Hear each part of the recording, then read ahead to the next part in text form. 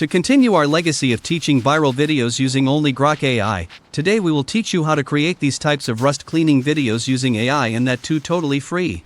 As you can see, our videos contain ultra-realistic physics and visuals, all thanks to our highly designed master prompt.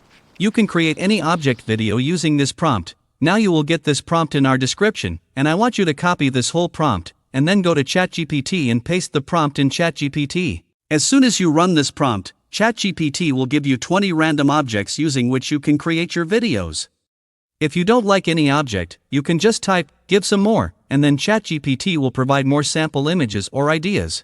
So now, just choose the one which you want to make the video about. Like in this video, I want to create the video using this old, best bicycle chainring.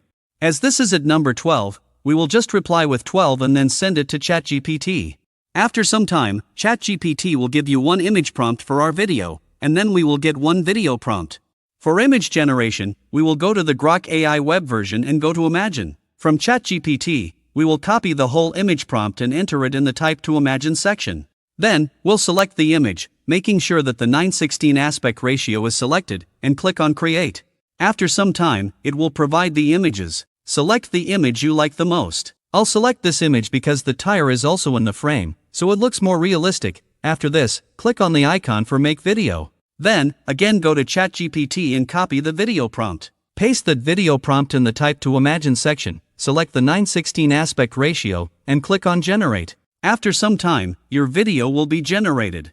You can see how it looks more realistic. The tire is also moving. We have kept everything in mind while writing the prompt, including the physics and graphics of the object. Now, just upscale the video and download it. For more such videos, check out our channel, and let's meet in the next video.